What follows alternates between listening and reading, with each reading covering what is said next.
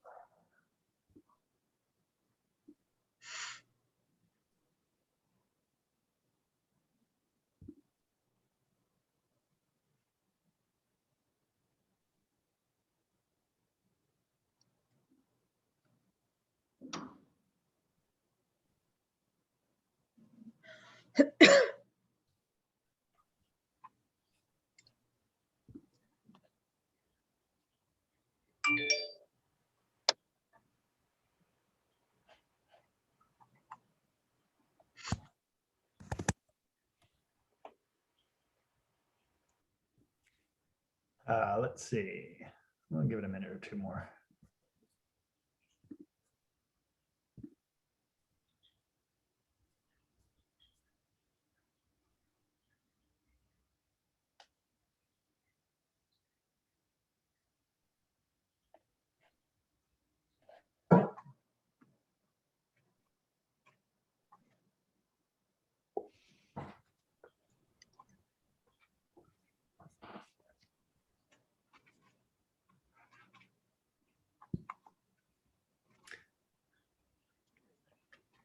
All right, why don't we get started, since we've gotten a few minutes past 11 o'clock US East Coast time. So thank you everybody for joining us for our symposium today, co-hosted by Harvard Chan School and our Center for NIEHS Center for Environmental Health and Biogen. We've got a great lineup of panelists today to talk about air pollution and dementia, which is a tremendously important issue, growing in interest, and obviously one with tremendous ramifications with the aging of different populations and just the overall public health toll of dementia and cognitive decline. And there's really been a sort of growing amount of work in this area. Many of you are part of that. And I thought it was a great idea to sort of take the opportunity to really step back and think about where we are in all of this, in this state of this literature, and think about it also importantly from a sort of cross-disciplinary lens, because obviously different research efforts come at this question, from epidemiology to animal science to toxicology. And so we wanted to pull a panel together today to kind of talk about these different issues from the different perspectives and think about where we are in each one, but also where we are sort of crossing those domains, and how can the different domains potentially help and inform this question and inform each other. So we've put this panel together today and we're excited about it. I want to, before going any further, just introduce Johanna Jobin from Biogen to give a few words for Biogen's angle on this topic. Johanna, to you. Wonderful. Thank you so much, Mark. And sincere thanks to you and your team for preparing this event today. And of course, for bringing everybody together to discuss such an important topic. As many of you may already be aware, our focus at Biogen is on developing and delivering innovative therapies for people living with neurodegenerative diseases, including Alzheimer's and dementia. It's impossible for us to conduct this work effectively and serve our patients without acknowledging the growing body of research that links air pollution and brain health. That's why, as part of our Healthy Climate, Healthy Lives initiative, we're here working with the Harvard Chan School as well as NIEHS Center for Environmental Health to grow our collective understanding on this topic. Healthy Climate, Healthy Lives is our 20-year commitment to eliminate fossil fuels across our entire operations and to improve public health. That's why this collaboration with the Harvard Chan School is so important, because we want to address the effects of climate change on public health. I'm very much looking forward to the dialogue today. Thank you everybody for joining, and thank you all for sharing your expertise and insights. With your input, I'm hopeful we're able to build and grow and our understanding of this area and advance our science. So with that, Mark, I'll turn it back to you. All right, excellent. Thank you, Jana.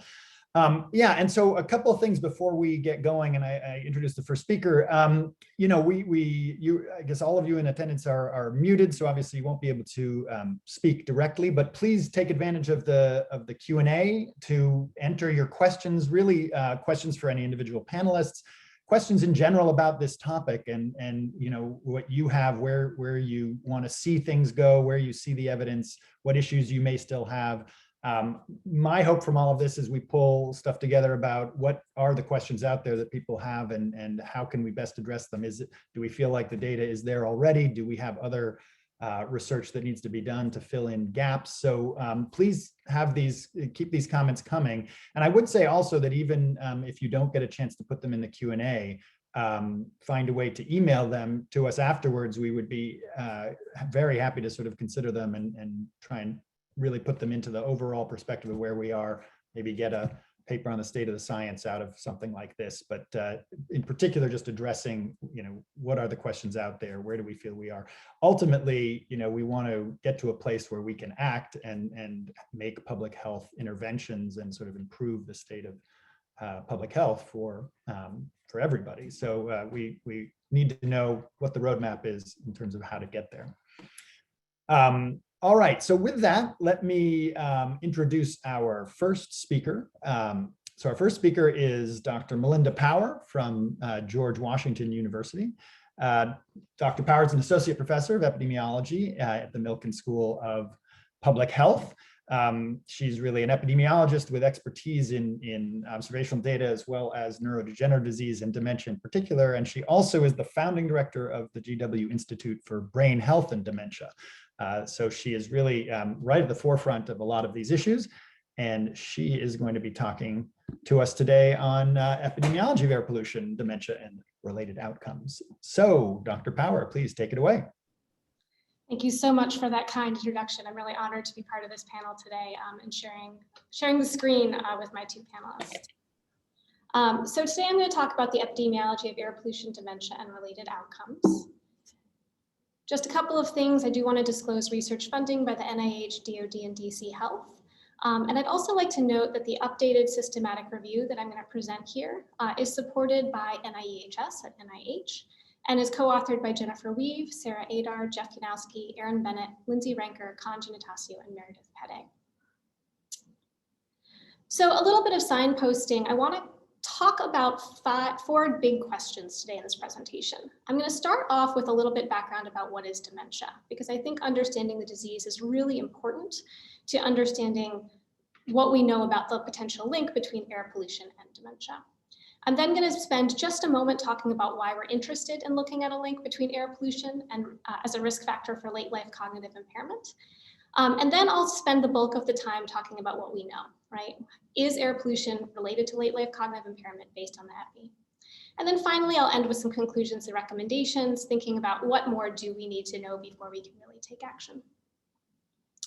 So to get started, what is dementia?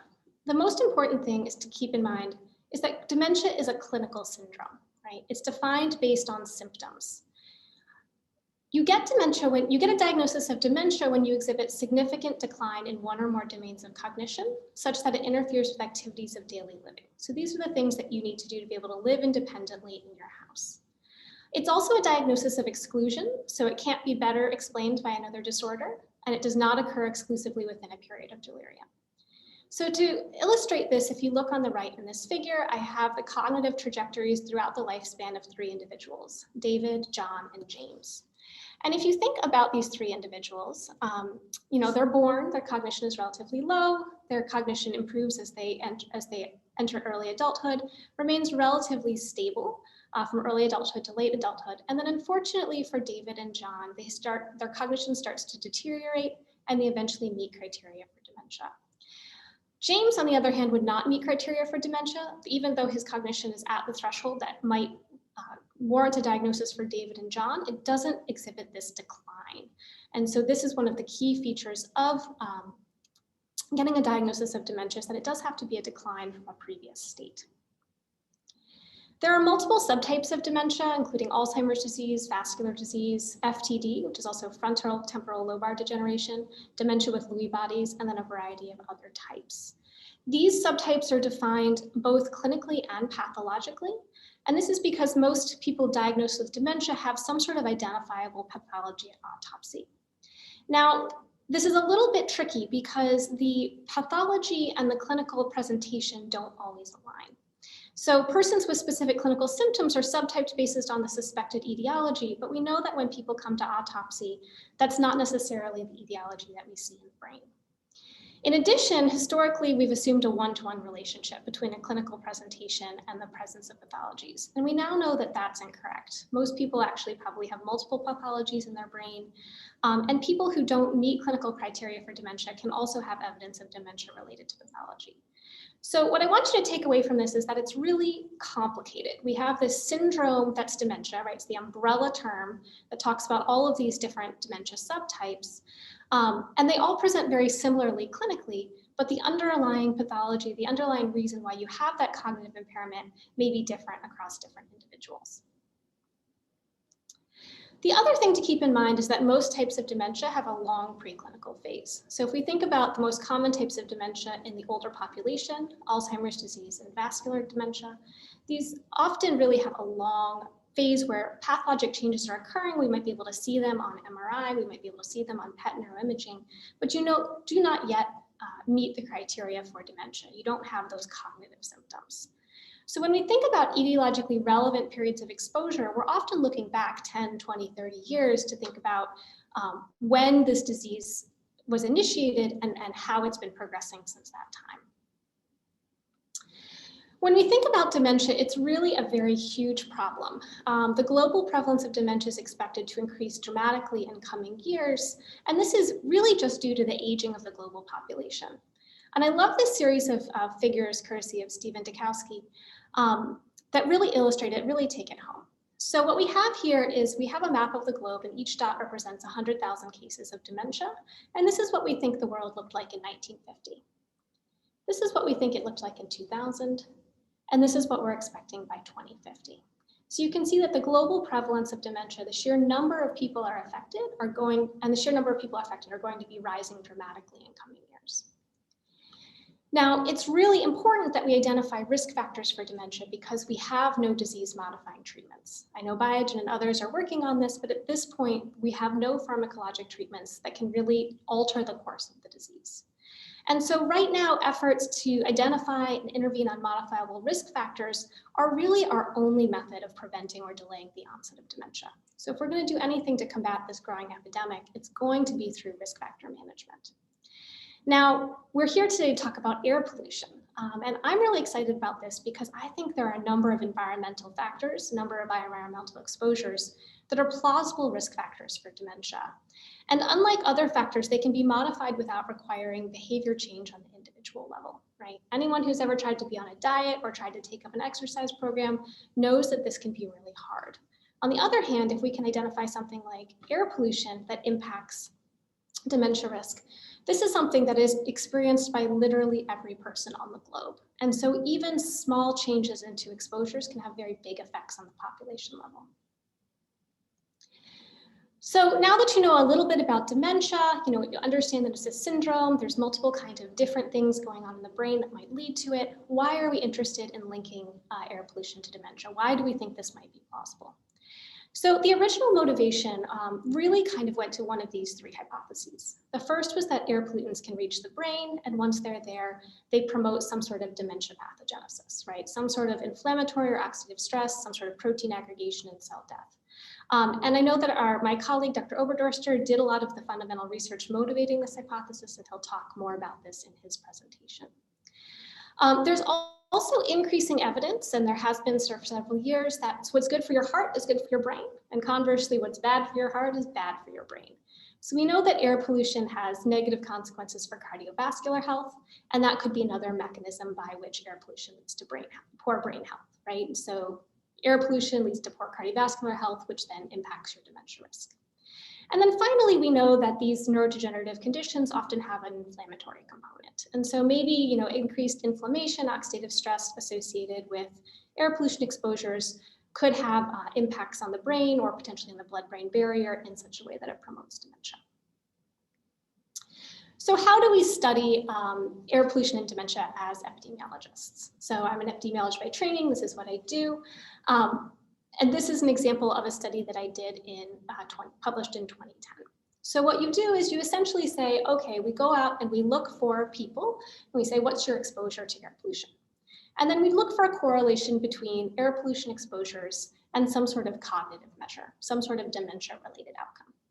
Here, what we did is we looked at average 1-year residential black carbon exposure. So that is a measure of traffic-related air pollution. We took the annual average exposure at the residential address as a proxy for a personal exposure. And we said, if you have higher residential black carbon air pollution exposures, do you have lower cognition on a battery of cognitive tests? So for example, on the left here, you can see the distribution of black carbon exposures for the year 1995 in the greater Boston area. For this particular study, we were looking at the Normative Aging Study, which is a cohort of older men in the greater Boston area. Each of these men had taken a battery of cognitive tests, and we looked at the correlation. We essentially said, if you have higher exposures, do you have lower cognition? And that's what we found. So for each doubling in 1-year average residential black carbon exposure, we see increased odds of having a low mini mental state examination score. So that's that 1.3. It's an indication of cognitive impairment. And we also see that on average, your global cognitive test performance, here represented by the global cognitive test Z-score, was lower. So that's an example of what we do, but it's not the only type of study that we do. It's really important when you're thinking about the epidemiology of air pollution and dementia or dementia-related outcomes to look at a number of different potential outcome types. So when we study cognitive health and dementia in late life, we often look at a number of different outcomes. We look at cognitive level, which is just like the study I just described. You have someone take a cognitive test battery at a single time point, and you see if people with lower performance have higher exposures to air pollution, all other things being equal. You could take that one step further. You could give serial cognitive testing and look for change in cognitive function over time. You can also use MRI or other neuroimaging measures to look at biomarkers of brain pathology. And in coming years, I expect we'll start using blood markers of brain pathology as well. And finally, you could look at incident cognitive impairment and dementia. It's important to use all 4 of these buckets and really kind of come up with a consistent story across all 4 for a number of different reasons.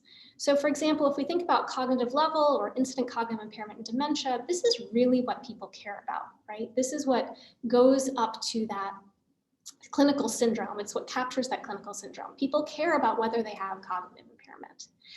Unfortunately, those don't necessarily tell you much about the underlying disease process, right? If you really want to capture the disease process, you're looking more at cognitive change or biomarkers of brain pathology. And this is particularly important because if you focus, say, just on cognitive level or incident cognitive impairment and dementia, you get to a place where you could see an association that's really only driven by the spatial patterning of air pollution corresponding to the spatial patterning of cognitive abilities that's distributed in the population. We see this with education, right? We know that education is related to cognitive impairment and dementia as well as cognitive level, but the evidence linking it to cognitive decline and biomarkers of brain pathology is less robust. So what we think is happening there is that education increases your cognitive reserve, right? It gives you an ability to compensate for things, but it's not necessarily impacting whether or not you are experiencing the underlying dementia pathology or the underlying dementia process. So to take away from this, it's important to look for all 4 outcomes. So what do we know? In 2016, we published a systematic review on the state of the literature. And you can see that at the time, there was a fair number of studies on this topic.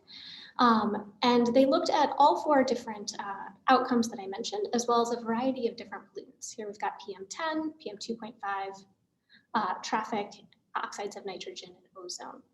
And so there's a number of different studies here, and what we saw was that most studies reported at least one notable association between a higher estimated exposure to air pollution and a worse cognitive or related outcome.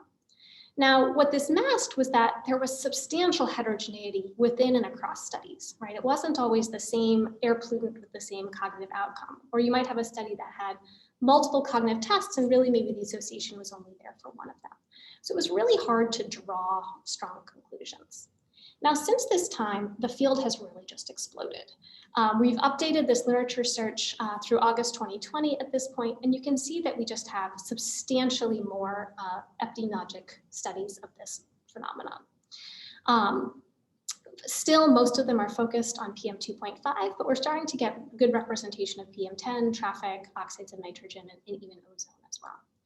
Now, unfortunately, this hasn't really negated this heterogeneity, right? It's a little bit hard to kind of see what the message is because we're still seeing this heterogeneity across studies. There's a signal there, but it's hard to tease out what it is. So what we decided to do was to try to focus on the strongest available evidence. We conducted a formal bias review for each of the studies, looking at 5 different factors. One was exposure assessment and exposure variability, outcome assessment, control of confounding and appropriate adjustment, sample formation and loss to follow-up, which get at selection bias, and generalizability. So these are all things that could be a threat to validity for different studies. And we decided to focus on findings of studies that had strengths in at least 3 of these 5 areas. And we plotted pollutant outcome pairs with at least 5 strong studies. Now, I know that some of you who are familiar with epidemiologic methods be like, okay, well, where's the meta-analysis? Unfortunately, this wasn't possible given the heterogeneity of analytical approaches and outcome assessment, although we did plot things which you can kind of see what those might look like. So what I'm going to go through on the next couple of slides are a series of forest plots where we plot those pollutant outcome pairs with at least 5 strong studies. Most of what we see here is for PM2.5, and so I'll show you those. I also have a slide for NOx and a slide for PM10, but those areas have many fewer very strong studies, and so there's just not as much evidence for those pollutants. So I'm going to focus on PM2.5 for the remainder of the talk. So this slide is very busy. I'm not here, I really don't want you to think too much about trying to understand individual pieces of it. I'm going to walk you through and we're going to talk about the gestalt. So over on the left, I have the author and cohort. So I've listed different studies. And then what we're plotting here is the association between PM2.5 and cognitive level. So you can see that we list in the second column the cognitive tests that were evaluated in that study.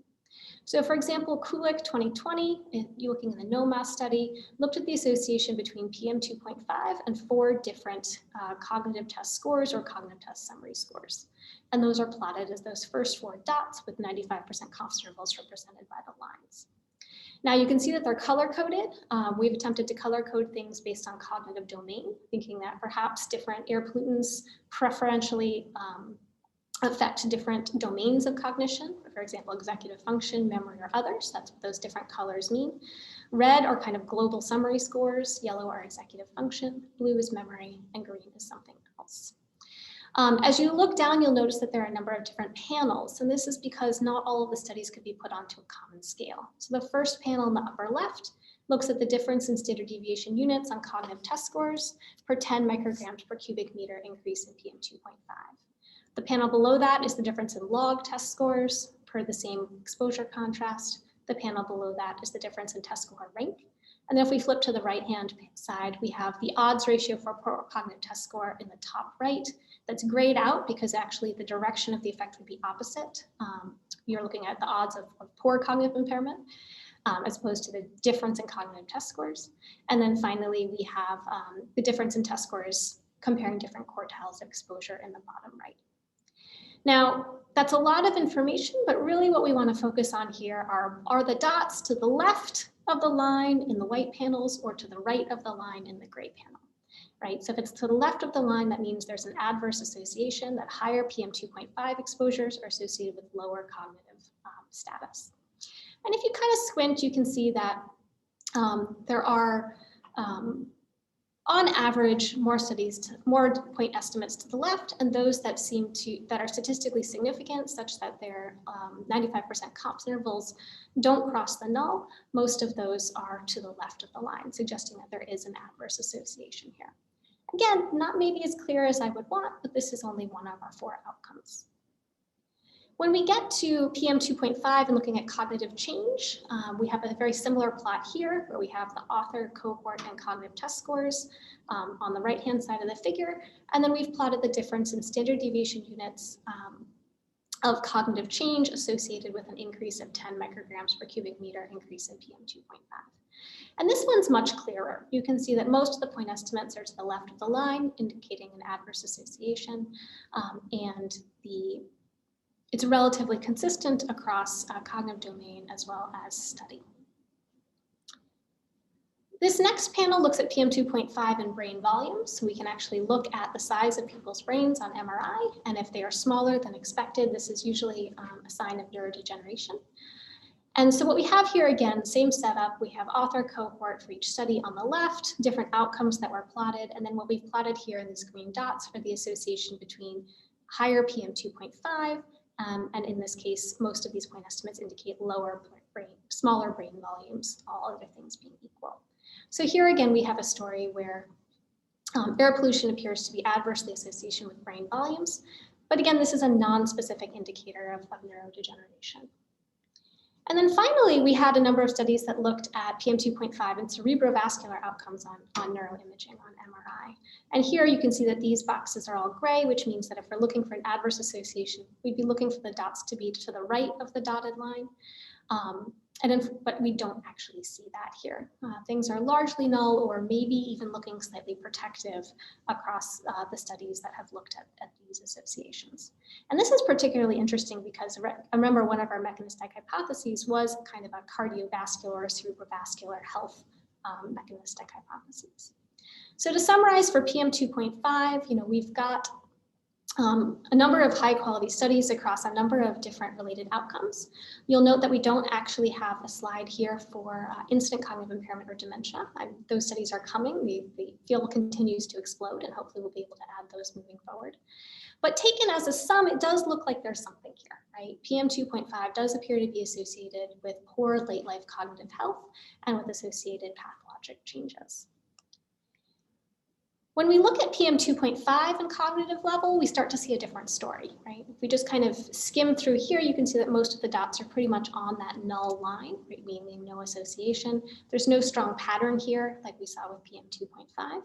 And what this indicates to me is that, we're thinking about size fractions in particulate matter. It's the smaller size fractions that are going to matter. Unfortunately, we did not have enough to do similar plots for the different outcomes of PM10. And then finally, if we look at oxides of nitrogen, this one similarly is we're looking at oxides of nitrogen and cognitive levels, so cognitive performance at a single time point. And again, what we see here is something that really does, on the whole, seem to indicate an adverse association. Higher exposures to oxides of nitrogen seem to be associated with lower cognitive test score performance. So that was a lot of figures, a lot of dots. Hopefully, you could kind of get the patterns that we're pulling from the literature based on those. But our conclusions really are that there's reasonably strong evidence to suggest an association between PM2.5 and poor late life cognitive health, likely related to the smaller particles, because we see associations with PM2.5, but not with PM10. There's some evidence linking oxides of nitrogen to late life cognitive health, but I'd like to see that triangulation across a number of different outcomes. We're not quite there in terms of having sufficient high quality studies to do similar analyses as we did with PM2.5. And there's just insufficient evidence to draw conclusions about other pollutants, and there are a number of other pollutants that are of interest. I'm particularly curious about ozone, and so we'll see it as the field evolves, what we can glean there.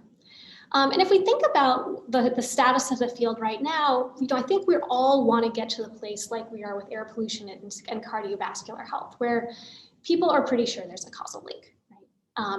Having that sort of certainty really does help us come to action. It does help us make policy decisions that reflect that information. And I really think for air pollution, we're not quite there. I think the things that we need are continued triangulation across high quality studies, linking air pollutants to multiple dementia-related outcomes. I think we also really do need to work with our collaborators in toxicology and other places to establish mechanisms of effect, because unlike some of the other health outcomes, cognition and our measurement of it often has issues around cultural appropriateness of tests. It has high correspondence to kind of educational levels and things like that. So we're always a little bit worried that what we're capturing here is essentially sociodemographic patterning of air pollution exposure as opposed to a real effect on cognition. And if we can really establish those mechanisms, I think that would go a long way to saying, no, this is real, right? This is something that's not just a vagary of the data. And then finally, even though I showed you what we have, there's still a lot of heterogeneity in the literature, and understanding those sources of heterogeneity is going to be important. So this is my last slide. Just a couple of recommendations for strengthening the evidence base for those epidemiologists in the audience. Increased focus on etiologically relevant time periods of exposure will be important. Again, dementia starts 10, 20 years before clinical symptoms appear. And so looking at those time periods whenever possible will be a good idea. Using study-based dementia ascertainment will be important. I know that administrative databases are attractive, but the misclassification of dementia status is likely related to air pollution-related health effects. And so if we really want to have a very strong piece of evidence, we're going to have to rely on something where the dementia ascertainment is agnostic to comorbidity status. Increased emphasis on linking exposures to neuropathology, either through more neuroimaging work or complementary work on mechanisms in other fields, as well as, again, exploring those sources of heterogeneity. So I want to thank you for your time. My email is here if anyone wants to continue the conversation, and I look forward to your questions. Terrific. Thank you, Dr. Power. Great kickoff to this and presentation of the sort of epi side of things. There are a couple questions in the chat box that would be good to sort of quickly address before I move on to the next. One is just very simply about air pollution. So it's asking to specify, what is air pollution? What are we talking about? Dust, methane, et cetera. Do you want to tackle that one quickly, or? Sure. Sorry, I probably wasn't quite sure who the audience would be, so I'll go back a step. And this is probably relevant for all the speakers, so it's a great thing to lay out. Yeah. So when I talk about air pollution, I'm talking about a number of different things, right? So I talked a lot about particulate matter, PM. I use the acronym throughout my presentation. And that really is suspended particles in the air, right? So you can think of that in some ways as dust, but thinking about it more as suspended particles in the air. We talk about the different size fractions of particulate matter based on how well they enter the body and how far they go. So PM10 would be very large coarse size fractions. They tend to get stuck in the upper airways. PM2.5 are much smaller particles. They tend to go all the way down to the lower airways. Ozone is a gaseous pollutant that is available. I also talked about oxides of nitrogen, again, a gaseous pollutant that is highly related to kind of traffic and other sorts of combustion sources. And when I think about air pollutants, I think about those that are regulated by the EPA. We have 6 criteria air pollutants that are regulated by the EPA because of their known effects on either climate or health. And those air pollutants are the kind of scope that the current literature has focused on. So I know that's a very, very short introduction. I think Dr. Oberdorster might talk about some of these things a little bit, but I hope that at least gives some background.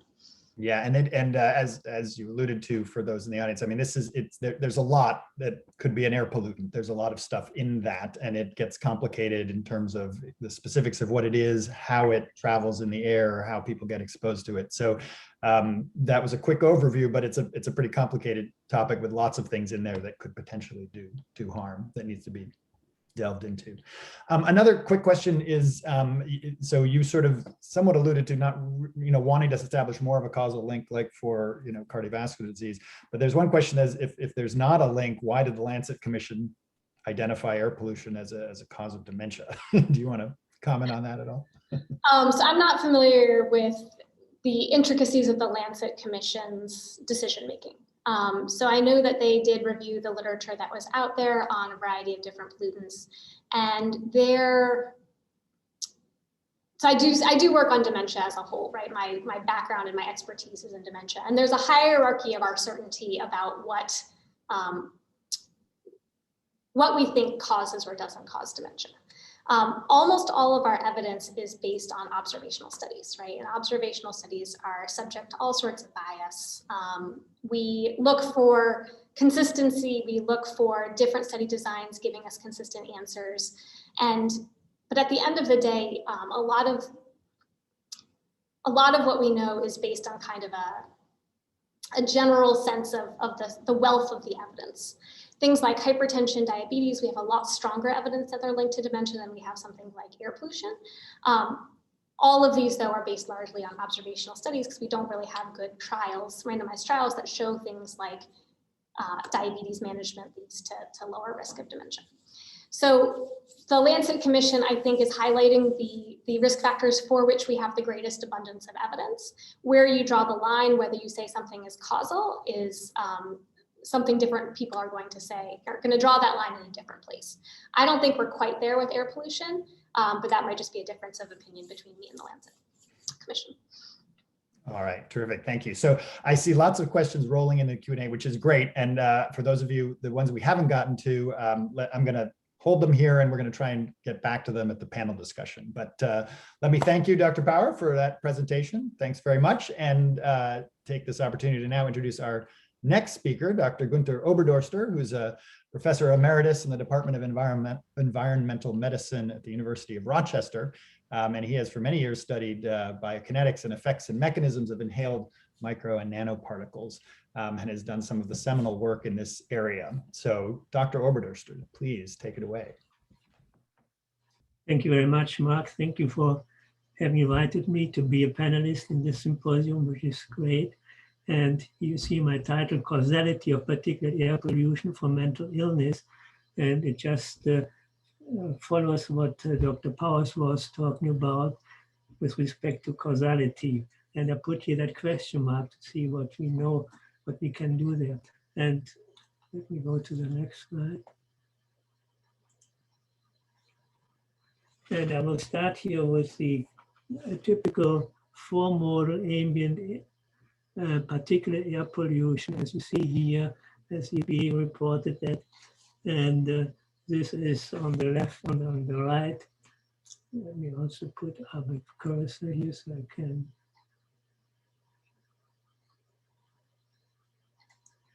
So the Colles mode, particle mode here, then the associated particle, and the fine and ultrafine particles. And PM2.5, that's what Dr. Powers was talking about. As you can see, it also includes the ultrafine particles, unless you exclude them. PM10 also includes those, but I think Dr. Powers was talking about PM2.5 to 10, so that includes then only particles up to helium, the really big particles. So anyway, this is what I will be focusing on, the ultrafine particles for those because they have specific properties. And this is a size class of less than 0.1 micrometer, 100 nanometer, both ambient and indoor airborne particles.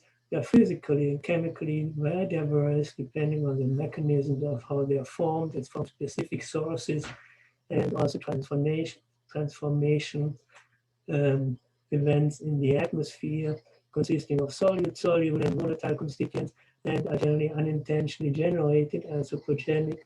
Think about the exhaust of your car, natural. And chemically, it consists of organic elemental carbon sulfates, nitrates, metals, which are very important, metal oxides, and also trace elements. And then there occur single particles, agglomerated or aggregated, which they easily do, and coagulation.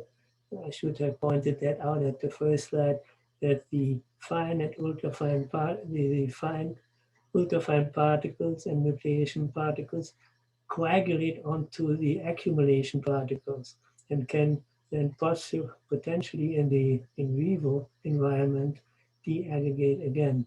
So here's an example of such particles here, 100 nanometers here, and they consist of chain aggregates or agglomerates as shown on this side here. These are combustion emissions, which is usually what you find there. But also if you look at power plants, and we think natural gas is very clean, yeah, it seems to be, but if you look at the ultrafine particle mode, whether you have a coal-fired power plant, an oil-fired power plant, or natural gas, they all emit ultrafine particles to a high degree if you look at the number here on the y-axis. So, and talking about the difference to larger particles here, they have a large number and surface area per volume or per mass, and that gives a good potential for greater reactivity, RS, reactive oxygen species, induction, and so on. They deposit in the respiratory tract by diffusion in all regions of the respiratory tract. They can target. With respect to the biokinetic disposition, they translocate, and that's a big difference to the larger particles across cell barriers into cells and interact with subcellular structures around axons and dendrites, and that's important for our theme here, what happens in the central nervous system here. And looking at the four-modal particle size distribution again, with respect to where's the greatest number, obviously they are in the ultrafine mode. And the numbers are very low in the larger modes. If you go with a surface area, which is an important dose metric, the surface area, because it corresponds with reactivity, there is a big peak here in the accumulation mode. There's also, of course, a great mass in the ultrafines, a great surface area. And then the mass finally is mostly in the large particles. Again, it depends how much of how well your size distribution, the four-modal size distribution looks like. And here's an example from our study with our particular matter center at the time ago from about a month exposure. We looked at the particle number concentration, and particle number concentration indicates the ultrafine particles, and also the RS potential of those particles here in terms of the equivalency for hydrogen peroxide concentration. And as you see here, there's some wiggling here for the ultrafine particles over this range, but basically they are along an average here. But there is all of a sudden, with respect to the RS inducing activity, there's a big peak here without the numbers being changing. So the number alone does not necessarily tell you how reactive your material, the ultrafine particles are, which is important to remember. And here I would like to mention a most recent study from the NYU group, PM 2.5 concentration in subway systems here. And in Boston, in past New York City here, from between New Jersey and New York City, Philadelphia, and Washington. And amazingly, what you can see here in this here New York City subway, and this was measured in station your rush hours, it goes up to 1,700 microgram per meter cube, so a huge amount here, 1.7 milligram per meter cube. That's really higher than you measure in air pollution in some countries which normally have this high air pollution. If you look at the composition of those particles here, you can see it here. And what is amazing, but probably not unexpected, that there's over 50% of those particles consist of iron. There's carbon here, total carbon, and some other elements, as you can see here. But this is really the amazing part. I wonder if there were any epidemiological studies in people who are exposed for longer times to such concentrations. Anyway, coming back to how these particles are depositing in the respiratory tract, the upper respiratory tract, the lower respiratory tract consisting of the conducting airways and the alveolar region here, and the total deposition is shown here for the different particle sizes by diameter here from 1 nanometer to 100 nanometer to 10 micrometer. And as you can see here, for the ultrafine particles, the red line here, there's a peak of deposition around 20 nanometer particles, and then it goes down again. And for the, and that's in the alveolar region here, so most of them go there. If you go for the for the upper airways here, that's here, you see that there is a very high deposition for the ultrafine particles in the nasopharyngeal region shown here, and I show you in the next slides what that means. And if we then also look at how are these particles that are depositing in the respiratory tract, the different ways of exposure here, we focus on the air and respiratory tract.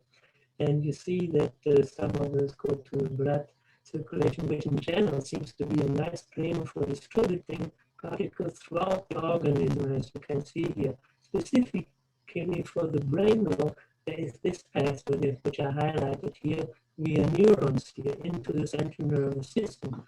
And this is important. I list here some studies. This is an older slide here of different for ultrafine particles and CNS effects. And there are vascular effects, and there are neuronal and inflammatory CNS effects, clinical, and there are more. Right now, it's only one here listed. And animal studies, there are quite a few, even more now. And there's also in vitro mechanistic studies here. And these are all important here. I would like to go to differentiate between direct effects, particles directly in the central nervous system, and indirect effects, for example, affecting the vasculature, which also, and Dr. Powers mentioned that too, can lead to degenerative effects. Here is, I cannot see the upper line here, don't know. But here is shown a slide from Lockett and Thorne. It's a mouse brain, and showing the axonal transport in sensory neurons. It happens both for solutes, proteins, and solid nanosized particles. And for the rodents, we know, rats and mice, we know that quite well. For example, there's the olfactory pathway on the one hand, via particles depositing on the olfactory epithelium. I showed you the previous slide. The deposition is very high for ultrafine particles in this area here. And then from there, it's very short way to the olfactory bulb here. And then there is the trigeminal pathway for particles depositing on the respiratory epithelium and also throughout the mouth, because there's a high, dense network of particles of trigeminal nerve throughout the upper respiratory tract. And the question is then, with respect to Alzheimer's disease and Parkinson's disease, what does it mean with respect to PM 0.1? These are the ultrafine particles uptake. And here, if you and probably are all familiar with that, the olfactory epithelium is very close to the olfactory bulb. There's a cribriform plate in between, and where the particles then go through the olfactory nerve goes through, and it's reaching out into the nasal lumen, which is down here in the little cilia, taking up the particles, and then translocating them via dendritic exposure and go on to axonal translocation into the olfactory bulb. And here it shows the dense network of trigeminal nerves in the upper respiratory tract and in the head region altogether here.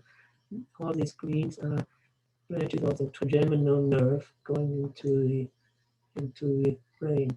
This shows briefly a comparison of the human brain and the rodent and rat brain in this case here.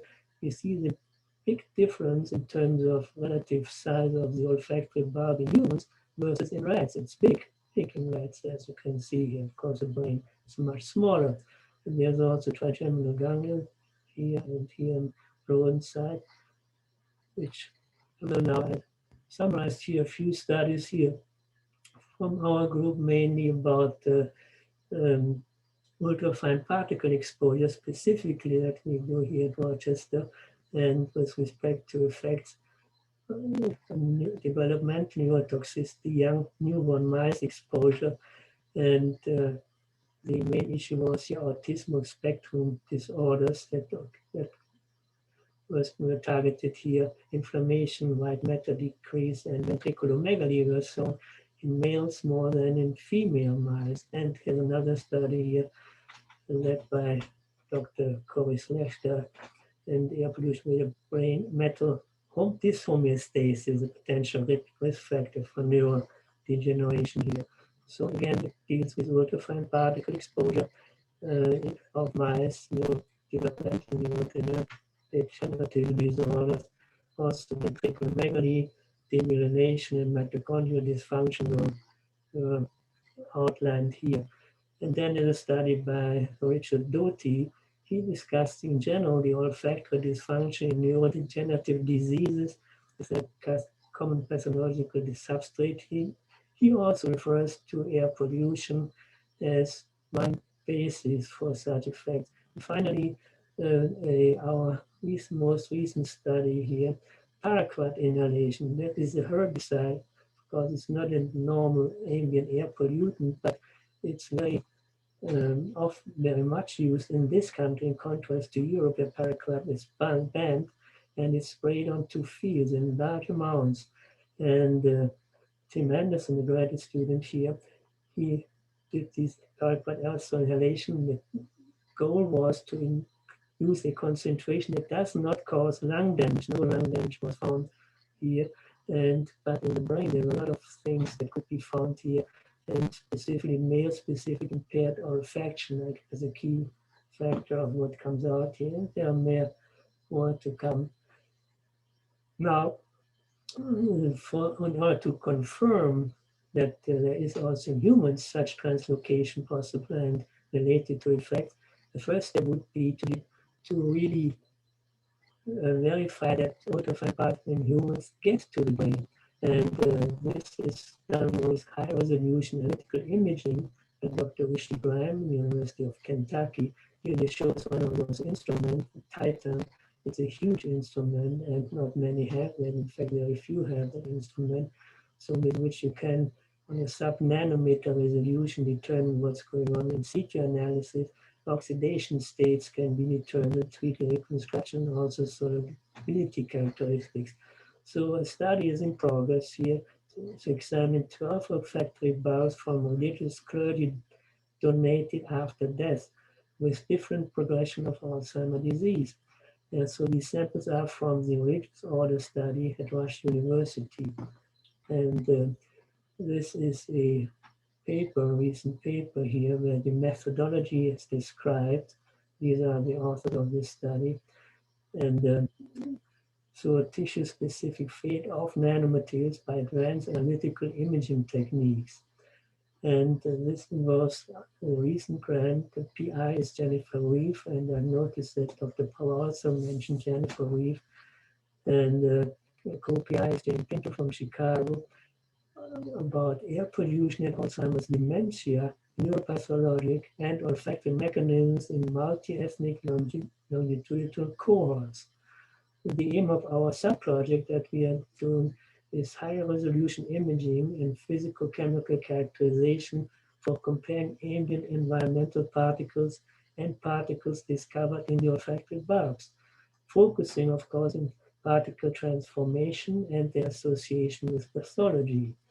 And here I give you a few examples of the discoveries that were done here. This is an environmental sample here. We had from 1970, when these people all lived still, of course, some examples of the particles that occur there. You see it's 20 nanometer. This is ultrafine particles here. And this is using high angular analysis with EDS, mapping of the elements here. And so that shows here sulfur, and I think I cannot read that because it's colored here. And then phosphorus, sodium, carbon, potassium, lead also was finding there. And maybe it has to do with the sample being from the 70s. There was still lead in the air, and this is clearly from there. Then iron and copper. And here is what we saw in the olfactory bulb. This shows one particle here, and there's this form here. And if you look at large magnification, is silica aluminum, and there is an insert here, and that shows that inside this particle are smaller particles, and less than 100, way less than 100 nanometer. Many are just 1 to 5 millimeter in size. And looking at the spectrum here, the elemental spectrum, see the silica aluminum particles, that's most of this here, but then there's manganese, zinc, and lead in these, and you can see on the spectrum they're all shown here. And that's the same. And so what we are suggesting is that these particles, these silicon aluminum particles here, we are Trojan horse mechanism, carry these smaller particles inside into the organism, into the olfactory bulb here. Many metal inclusions that have been, that you can find there.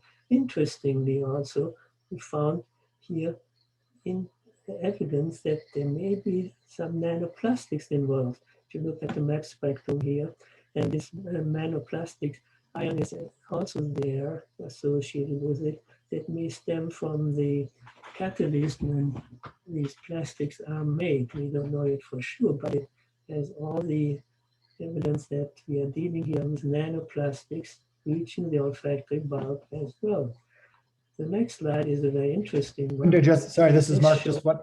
Just wanted to give you the few minute notice. Just letting you know. Sorry. Thank you very much. I tried to rush through here, and it will be, yeah. And so this slide shows the olfactory bulb, in this case with a number, with a great accumulation of plaques.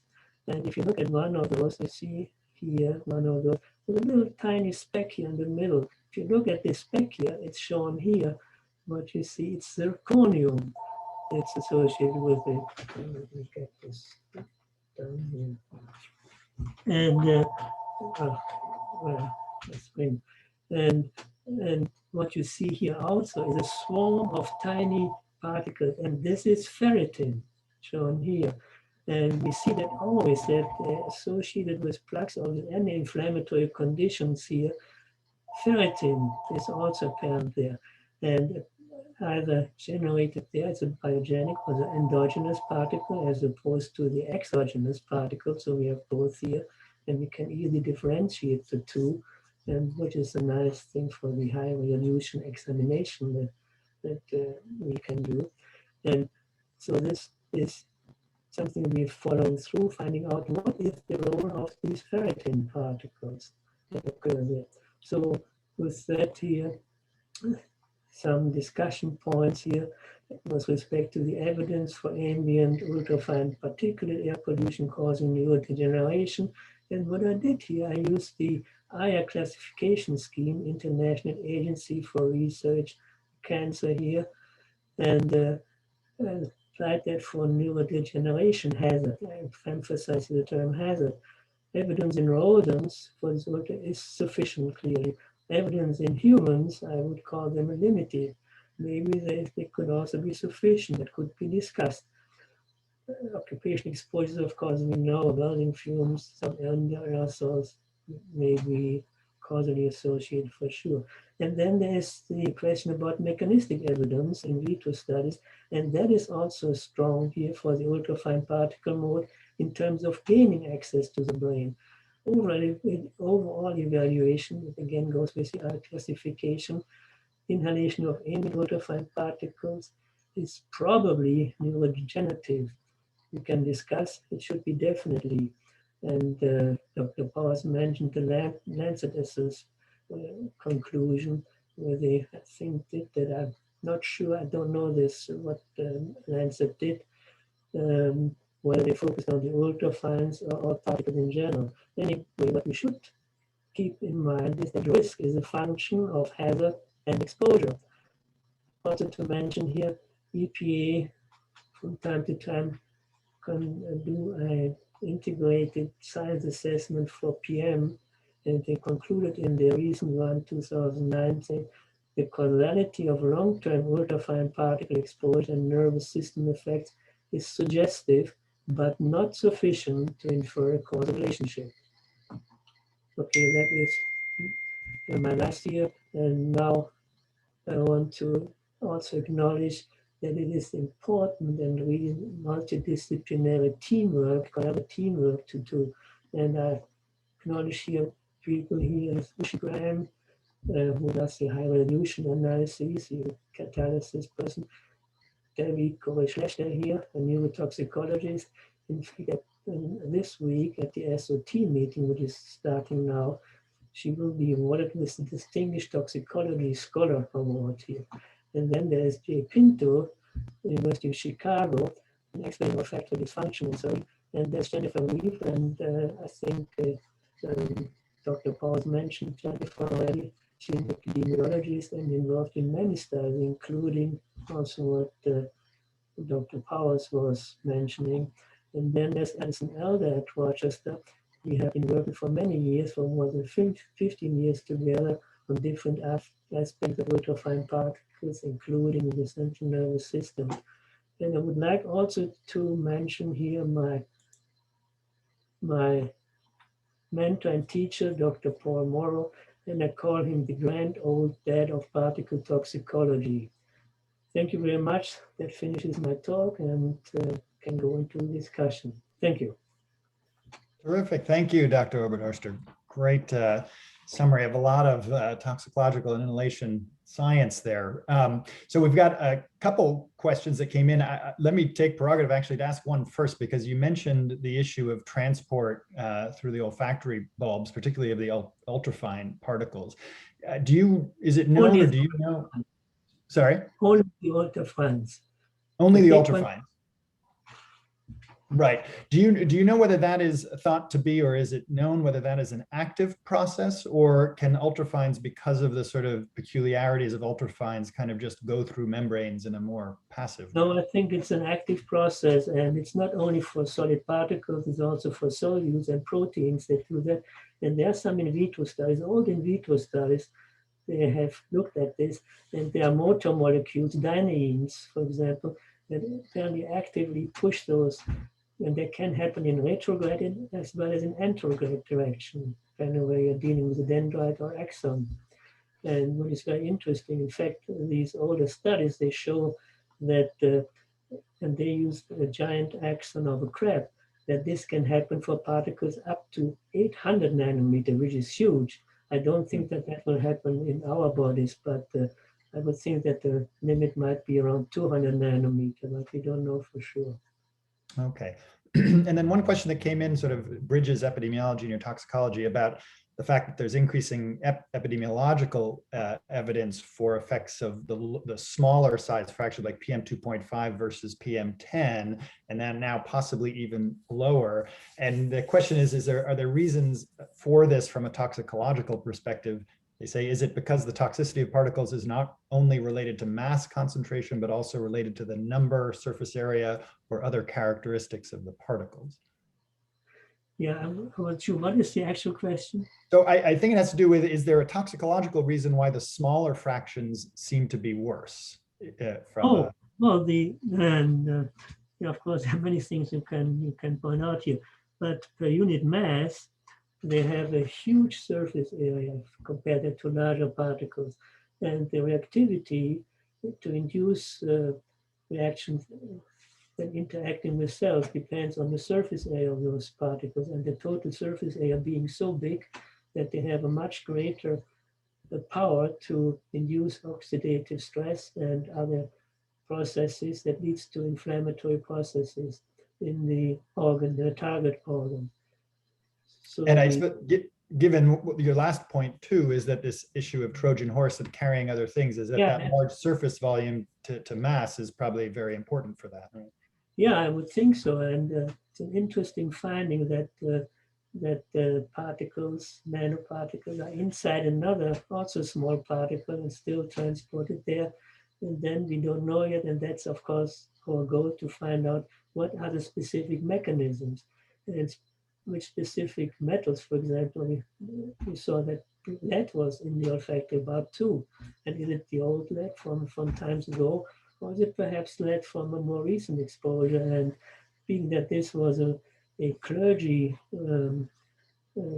cohort, it could be that, at least in Catholicism, there's incense being used, and that is to make the incense. Oftentimes, lead balls are used to grind it down. And so there are certainly interesting findings still coming up. Yeah.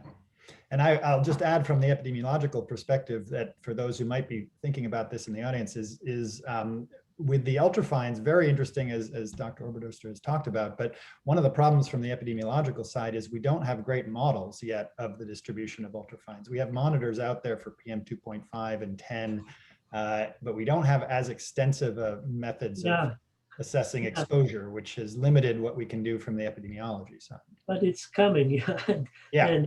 And they are really important. It would be great. And a number of studies, for example, group in Germany, which we collaborated with, they specifically go by number concentrations, which then will be the ultrafine particles. Yeah, we saw that big peak of the ultrafine particle numbers. And that would be at least one measure of the occurrence of ultrafine particles. Right. Great. Okay. Thank you very much. So with that, let's move on to our third speaker. I will, let's see, actually before I wanted to see whether, yeah. Okay. So our third speaker is Dr. Gareth Howell, who comes to us from the Jackson Labs in Bar Harbor, Maine. And Dr. Howell has been applying genetic and genomics approaches to studying age-related neurodegeneration related to Alzheimer's disease, and has an interest also in how these models might be used in sort of environmental exposure paradigms. So with that, Dr. Howell, take it away. Hi, thank you. Can you hear me okay? Yes, and I also will try and give you a couple-minute notice as discreetly as I can when the time comes. Great, thank you. Don't scare me when you jump in. Okay. It's a pleasure to present at a seminar and a symposium like this. And in those of you who are fans of Monty Python, I feel like it's time to say, and now for something completely different. But in reality, what I hope by the time I finish speaking, you'll get a handle on why we think we're creating models that would be more appropriate for studying questions such as the role of air pollution in dementia. And really what I'm going to focus on is the creation of Model AD, which is Model Organism Development and Evaluation for Late Onset Alzheimer's Disease. Just change my, so really one of the major problems we've had in the last decade or two have been the failure of clinical trials. Up to 99.6% have essentially failed, and they've been attempts at anti-amyloid therapies, anti-tau therapies are coming through a variety of different methods. And one of the reasons why these have failed is thought to be the lack of true alignment between animal models and clinical studies. Not the only reason, but in terms of the relevance to mouse models, particularly, although they showed some aspects of the disease, particularly, for instance, the deposition of amyloid, they really didn't show all of the brain pathology and even the clinical presentation that would be necessary to be confident that a clinical trial would succeed. And so this led in 2015 to a series of recommendations from one of the NIA's AD summits, which was to develop the next generation of in vivo mouse models based on human data to explore Alzheimer's disease and related dementia. And of course, as previous speakers have alluded to, that's already quite a complicated series of diseases under the umbrella of dementia, but also to produce standardized processes to develop and characterize models, and really to, as closely as possible, align those to the to human AD, enabling the identification of translatable biomarkers, then also to establish guidelines for rigorous preclinical testing in animal models, and also to report both positive and negative findings. Sometimes in academia, we're driven to only present those positive and not always the negatives, which could be really informative. So this led to the creation of the Model AD Consortium based on the funding of two U54 grants, one to the Indiana University, the Jackson Lab, University of Pitt Sage Bionetworks Consortium, and the second to the University of California, Irvine. And I won't name all the individuals, but just to highlight the program director, Bruce Lamb, the co-lead, Paul Torrido, Stacy Rizzo at the University of Pittsburgh, myself, and Greg Carter at the Jackson Lab. And so this is a huge undertaking to really redefine the way in which we think about both creating and using particularly mouse models of late onset Alzheimer's disease. And really to start aligning them to the clinical data, that's the place we should start. So we start with the clinical data. There's now an awful lot of information, particularly in the omics space. So this would be transcriptomics, proteomics, metabolomics, as well as the neuroimaging space, which allows us to more accurately track changes in the brain in real time. But ultimately with also neuropathology, which is key to define some of these mouse models as a particular type of dementia, but really to think more about molecular ways in which we can assess these mouse models, and I'll come into this in more detail, to then hopefully look at more translatable phenotypes, which is similar to the clinical data. So again, analyzing these mice through omics, neuropathology, neuroimaging, so that ultimately when they enter the preclinical testing sphere, they may well, the results will more closely align with what we would expect in clinical trials. So this is some of the data, and I'm going to show you little snapshots of pieces of the data as we've developed. The Model AD is currently in its fifth year. So initially we set out to establish some of those imaging pipelines as in what we call a deep phenotyping process. So here we're showing in vivo imaging of a previously widely used amyloid model, the 5X FAD. So this carries multiple mutations in genes relevant to amyloid production, including APP, amyloid precursor protein, as well as presenilin 1. And you can see here that you see an ever increasing deposition of amyloid, as you would expect. And so we can measure this from 4 through 6 to 12 months. But also to think about other clinically relevant phenotypes, such as blood-based biomarkers. And here we're looking in the blood at levels of A beta 1 to 40, as well as A beta 1 to 42. You can see elevations in that in the 5X FAD versus wild-type controls. And also then the neuropathology assessment here showing ThyOS as a marker of plaques, as well as activation of glial cells such as astrocytes and microglia. So all this data is available. Some of this had been done by previous studies, but this was really to establish our pipeline, and this work will be made available shortly in publication form. But all of our data goes into a database that I'll show you at the end, known as synapse.org. So this is very much an open science approach to creating and phenotyping new models.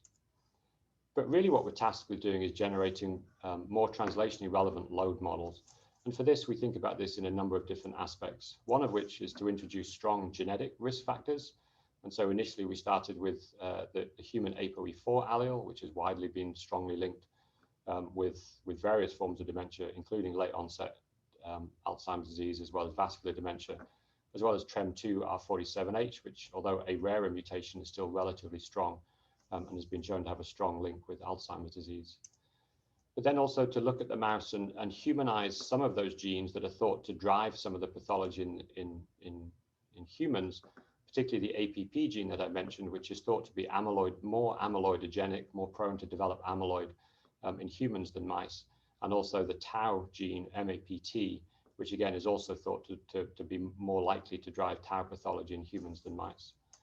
But then knowing that Alzheimer's disease is probably genetically complex in many individuals, to introduce specific AD risk variants that have come out of genome-wide association studies. So we've known for a long time that many genes are associated with AD, but we haven't necessarily identified the causal variant that increases risk. And so we've been doing that and introducing those into mice using CRISPR. And of course, one of the reasons that we're meeting here today is that genetics is not thought to drive the entirety of the risk for Alzheimer's disease. It's thought to be a combination of gene by environment, and that list of environmental risk factors is long and growing. And one of the ones we've been looking at is diet and obesity. But for the purpose of this symposium, you could easily replace that with air pollutants. And then finally, genetic diversity. Humans are genetically diverse, as are mouse. And so thinking that we don't always use the same strain of mice that we've commonly used, this is the C57 Black 6J, which is widely available. But there are other mouse strains that are genetically more diverse. And so I'll show you just a little bit of data at the end, if there's time, to show how genetic diversity in the mouse can impact phenotypes that may not show up in B6 mice. And then finally, to generate human relevant outcome measures, as I've discussed, the transcriptomics, proteomics, metabolomics, fluid biomarkers, neuropathology, and really to kind of be less concerned about neuropathology and more concerned about transcriptomics, proteomics, and metabolomics. I'll show you some transcriptomic data today to support that, but also in vivo imaging, which is potentially cleaner than behavior and cognition, which is really quite messy and controversial in some studies in the mouse. And importantly, to distribute the resources, both data and mouse models, as soon as possible, so we can get them into the labs in order for individuals to do and groups to do their experiments, even before we know for sure whether this is a good or bad model, because people may be interested in genes or layering on additional environmental risk factors. So this is the first model we made. I mentioned it was ApoE and TREM2.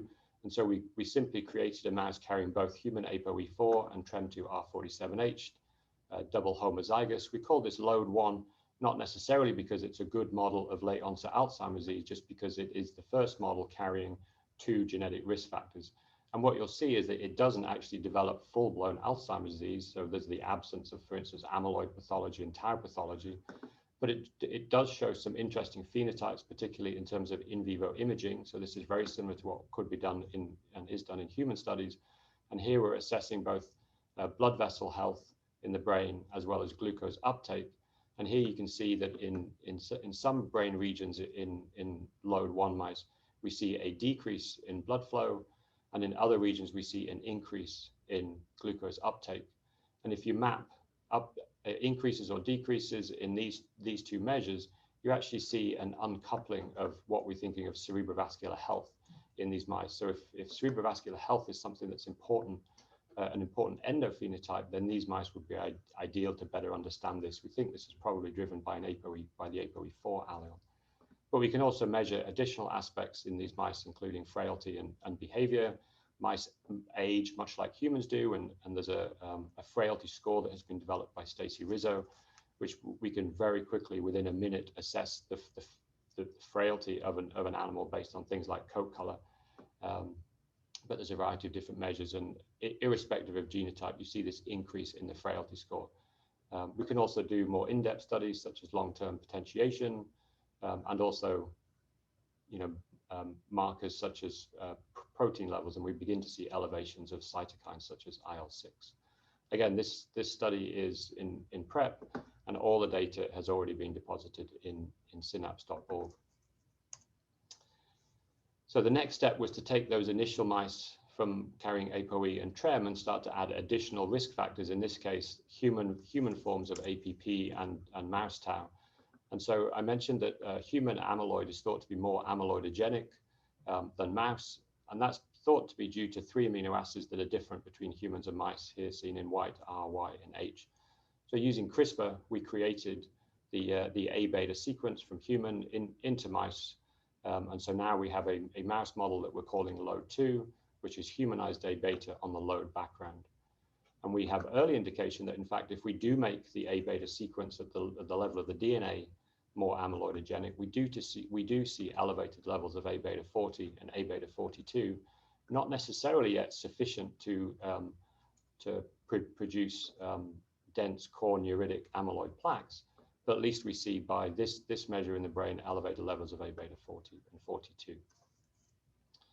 The third mouse that I want to introduce you to was load 3, which is now humanized tau gene on the background of load 2. So now we're carrying 4 genetic risk factors for Alzheimer's disease. And the reason that we did that is because in humans, you see in adults an equal ratio of 2 isoforms of mouse tau. There's actually 6, but overall on 2 forms, 4R and 3R. And these are due to the incorporation or not of sequence around exon 10. And this is thought to be important, equal ratios of 4R and 3R, in order to be more susceptible to tau pathology and neurofibrillary tangles. And you can see that here in the mouse that carries the humanized tau sequence. And this is in contrast to this, which was a short portion of the APP gene in mice. This is the entire tau locus in the mouse. And you can see in regular mice, you just see the single band. And this was done by our collaborator, Dr. Koob. So now you can imagine that we've got mice that are carrying more human-like tau, more human-like amyloid, and 2 genetic risk factors for Alzheimer's, ApoE, and TREM2. Come back in a year or so, we're aging these mice out. We are really keen to generate age-dependent phenotypes rather than using young mice to study what is an age-dependent disease in humans. And so these go all the way out to 24 months, and we're building those cohorts right now. And again, both of these mouse models will be phenotyped using that deep phenotyping pipeline that I described previously, which involves both biometrics, blood profiling, neuroimaging, some behavioral assays, as well as post-mortem assays, including the transcriptomics, proteomics, metabolomics, and neuropathology. So these strains, what we're calling load 1, load 2, and load 3, are what we might think of as platform models. But again, we still want to think more about layering on additional genetic risk factors to drive phenotypes of dementia. And for this, we think about the genome-wide association studies. And so this is our pipeline for essentially interrogating additional risk variants in a reasonably streamlined way, so we don't have to wait 2 years before we decide if we made a change that was pushing more towards Alzheimer's disease. And so this pipeline is roughly separated into 4 stages, one of which is variant prioritization and selection, CRISPR-Cas9 onto one of our platform strains, a primary screen, which I'll talk about in more detail, whether we think we've done something good or bad, bad being pushing it more towards AD, in which case it would go through our go gate, and then we would then prioritize those for further deep phenotyping at a cross-sectional study all the way through to 24 months of age. So just stepping through those in more detail, variant prioritization, although we've known genes such as ABCA7 and BIN1 and CD2AP have been associated, or at least the loci that include those genes have been associated by GWAS, we haven't had the precise base change or the variant that we would know whether to introduce into mice. And so we have what's known as a Bioinformatics and Data Management Core, or BDMC, led by Greg Carter, that is interrogating all of the available studies, or many of the available studies, to ask what is the most likely genetic risk factor, what is that precise change that we can introduce into the mice. And he's using those shown here, including IGAP, ADSP, ADGC, and others, as well as asking what is the likelihood that variant may cause a significant change when we introduce it into mouse. And so he makes a variety of different choices in terms of predictive function, pathogenicity, importantly conservation. So we want to be able to find that same base in the mouse. So you can see that some variants drop out. It's widely known that the locus MS4A6A is not conserved very well between humans and mice, but many of those variants, or some of those variants, end up getting checkboxes all the way through, including allele frequency. So we don't necessarily need very, very rare alleles because we want them to be reasonably reflective of changes in the human population. And so once we've done that, we then establish the mice and take them out to 12 months of age. This is just a timeline, just to give you an impression of how many mice we're dealing with here. And you can see here those that are being done at JAX and those that are being done at Indiana University. And the ABCA7 knock-in, for instance, was introduced to the load 1 mouse using CRISPR, and many of the future ones have been then introduced onto load 2. And we're somewhere around here now, so many of these in green, including some of these extra ones, have been processed. But the question remains, how do we decide if for instance, load 1 plus ABCA7 or load 1 plus CCAM1 is more like human Alzheimer's without the need to do deep phenotyping? And so this was work done through Christoph Preuss and many others in terms of matching putative load models to human AD. And this paper is now available. And so what they did was they took transcriptomic primarily data from from multiple studies, including ROSMAP, Mayo, Mount Sinai Brain Bank. And these have all had transcriptomics done on them. And so if you take that analysis, you can define approximately 30 human co-expression modules from those 3 cohorts across 7 brain regions. And what that means is we have a molecular map of human Alzheimer's disease, at least to enable us to align our mouse models to human. And so from that, we can identify the genes that are driving the expression modules, to identify probes that we can then assess mouse tissue and then align that data through a nanostring assay. So this is the nanostring mouse AD panel, which has about 770 genes, as well as some custom probes that is reflective of those original human co-expression modules. And when we do that, we get a chart that looks reasonably complicated, but I'll just walk you through it. Essentially, each of those modules is shown here across the top. This is a little bit like a WGCNA analysis. And each of them have been grouped based on the annotation of genes within that. So for instance, consensus cluster A, extracellular matrix organization, consensus cluster B, more of an inflammatory module or series of inflammatory modules, etc., all the way through to cluster E. And what you see is if you assess the genes changing in the mouse compared to controls versus the genes changing in human AD compared to controls, you can generate a correlation that would indicate that the same thing is happening in the mouse brain as in the human brain. So you can see here, red is an inverse correlation and blue is a strong correlation. And what you can see here, just draw your attention to the 5x FAD model that I showed. This has a lot of amyloid, and so you can see strong correlation with some of the inflammatory clusters here, but it has lighter correlations across the board. And so what we're really looking at doing is using this assay to decide, for instance, with ABCA7, when we add the ABCA7 precise variant, we see increasing correlations more across the board than you would have done in the 5x FAD alone. And I'm not showing you the data here, but this is age dependent. So if you look at ABCA7 at a young age, you don't see these correlations. So these correlations are developing with age, which is really what we're looking for. So we were able to use this to identify 2 additional variants on load 2 background to go for deep phenotype in the ABCA7 and also the MTHFR gene. Just a couple minutes left, Gareth. Yep, okay. So finally, the environmental risk, which is really which is where diet and obesity comes in. So we've added to a variety of these different strains, load 1 with MTHFR, or load 1 with PLCG2. And you can see here we fed high-fat diet from 1 month out to 12 months, and we added in some of those environmental risks, such as obesity. So mice got increased in weight, both in the load 2 model, but also in the load 1 with MTHFR. Also, high-fat diet caused an increase in cholesterol in both load 1 and load 1 MTHFR. And when we then reassess our nanostring assay, for instance, I'll draw your attention to PLCG2, which is one that didn't necessarily show large amounts of inflammation when assessed alone. It did now show a gene by environment effect. Here you can see a lot more blue dots in high-fat diet with the PLCG2. So this is a gene by environment effect that we can then study in more detail. Finally, genetic diversity.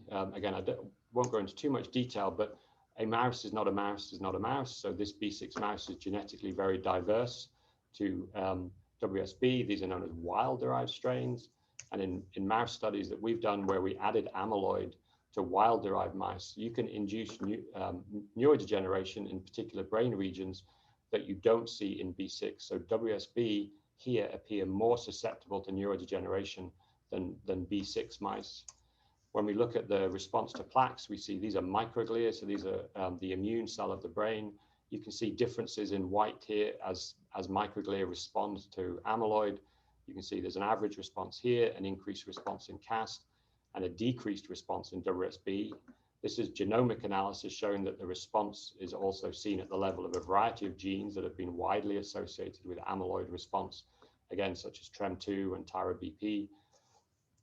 When we do single cell sequencing of the whole brain, we can begin to identify microglial states. And when we did this, we identified about 10 to 12 different clusters. And when we looked at those clusters in response to amyloid, we see that WSB do not respond to amyloid in the same way as either B6, CAST, or PWK. So again, by simply assessing mice on a B6 background, you get one response, but much like you see in the human population, assessing amyloid and other aspects of AD genetics and environment across strains, you get that heterogeneity of responses that you wouldn't have seen if you studied one strain alone. And we think, just a little teaser here, we think it may be due to vascular instability in WSB mice.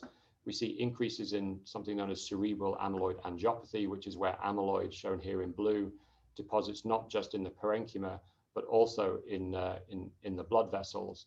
And we can see this associated with vascular leakage here using fibrin as a measure, which is ordinarily sequestered in blood vessels, but here is leaking out in a region where we see CAA.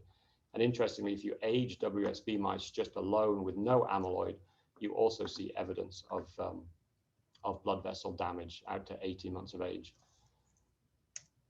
So finally, all the data is available. So we put all our data into the AD Knowledge Portal, which is hosted by Sage Bionetworks. We have a website, modelad.org. And we also, if anybody's interested in doing drug studies using our mouse models, we have a portal called the Stop AD portal, which will enable you to propose compounds for our preclinical testing core. And if you didn't remember any of that, the two websites is modelad.org and jax.org, where you can get all the mice and all the data. And then finally, I'll leave you with a summary in the future. So mouse models for late onset AD need to reflect the human condition as much as possible. And model AD is really focusing on genetic manipulations, which will give us construct validity, should improve face validity, and hopefully predictive validity, where preclinical studies are more predictive of clinical outcomes. But also a mouse is not a mouse is not a mouse. Genetic context, incorporation of natural genetic variations, such as WRSB and DVA2, are more likely to improve alignment. And sadly, it means mouse studies may become more expensive and take more time, because you need to age multiple strains in order to assess the true relevance of a finding to the human condition. But rather than simply looking at amyloid, it would be more appropriate to use molecular profiling approaches to decide how close a mouse model really is to the human condition. This may also identify novel targets for therapeutics. And in relation to air pollution and other factors within the exposome, because load 1, 2, and 3 mice and other mice we have available don't necessarily develop full-blown dementia, they become really great models to add in additional environmental risk factors, such as I showed with the diet. And for those who have maybe previously used some of the strong amyloid drivers, such as the 5xFAD and even the APP-PS1, these have had amyloid from a very young age, unlike the human studies. And that may result in glial cells, particularly microglia and astrocytes, behaving differently in the response to, say, high-fat diet, if they've already been having to deal with amyloid from a very young age. So we're really thinking here about age-dependent changes. And so some of the models that I presented today would be more appropriate for studying, for instance, factors involved in air pollution. I showed you the Model AD team at the beginning, and this is the Howell lab that have been leveraging some of these studies, particularly give a shout out to Kristen Onus, who has developed all of the wild-derived AD models, as well as Stanley, who was doing the gene expression studies, particularly the single cell data, and then collaborations with the Carter lab and also Mike Sassner. And with that, I'll wrap up. Thank you. Terrific. Thank you, Gareth. That was great. So a couple things actually came up for me as you were talking about that. So, we'll soon, we can transition into a panel discussion soon. But just very quickly, so all these models obviously are on sort of a particular genetic background, and that's part of the strength that you're creating something like this.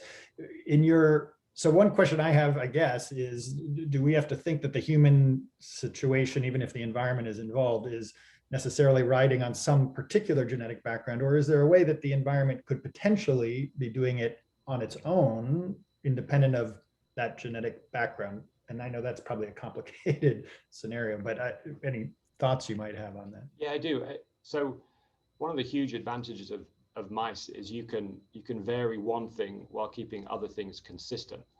And so where you might think that there has been, for instance, air pollution, but there may well be an increased susceptibility in combination with, for instance, genetic risk factors. And so where we might be able to tease that out is simply by varying the genetic contribution whilst holding, for instance, certain insults through air pollution or diet or physical activity, whatever it might be.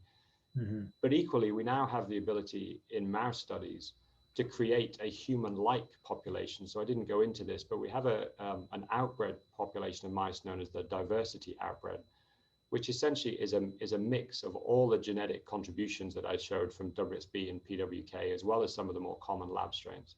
And so the way the breeding is set up, you generate hundreds of mice that are genetically unique, so much more like a human population. But because the genetics is more controlled and the environment is more controlled, you can ask questions in these diversity outbred mice that allow you to get at gene by environment or even single environment contributions, whilst the genetic contribution is varied. And so if people want to Google diversity outbred mice, it's easy to find. Although somewhat related to that, one of the points you made at the end was that these mice that might have overexpression of amyloid much longer, earlier on in their life, so the microglia may not be in sort of the same state as a situation where a human might not have had that expression. On the other hand, the human might have had exposures over the early parts of their life that also sort of, for lack of a better word, prime the microglia to respond in a different way. So you might be replacing that genetic amyloid contribution with some other exposure contribution earlier that it's produced. But that's the fear. That's the fear for me, is that the way in which the microglia are primed based on a lot of amyloid at a young age may not be the same way that they would have been primed more gently across a more prolonged period of time. We know that aged microglia look different to young microglia in the absence of amyloid. So we know that they either decline in function or become more susceptible through a pro-inflammatory environment. A lot of what we do to ourselves through our aging leads to a more inflamed brain, if you like, and some of us are better able to deal with that, and that's where genetics versus environment comes in. So it's just, the heavily depositing amyloid strains have been great at teaching us a lot about amyloid deposition and responses to amyloid deposition, but they haven't necessarily taught us as much about age-dependent responses from microglia. And so there's an acceptance now that just because the experiment is more efficient or quicker, if you use these heavily depositing amyloid strains, it doesn't make it the right experiment to do. We've all been there. PhD student, postdoc comes in and wants a result reasonably quickly. Okay, so I'll reach for the 5x fad, but in reality, it might be an 18 months experiment where you reach for a more slowly depositing strain, and hopefully some of our models will be useful in that. Sure. So I don't know if you can see the Q&A. There's a question. I could read the whole thing. I was trying to figure out a way to summarize it for you. I don't know whether you can see that and whether it triggers some thoughts about. I can read it. Maybe I'll read it for the. No, sorry, I was reading it quietly first, but yeah. So the Model AD framework is useful to identify the therapeutic targets at the preclinical stage. What are the air pollution epidemiological data that might have supported the use of these model systems, e.g. load, to better understand the impact of air pollution? On the other hand, if new experimental studies using load models point to novel mechanistic pathways, of air pollution neurotoxicity on brain aging, what were the most relevant translational questions in humans?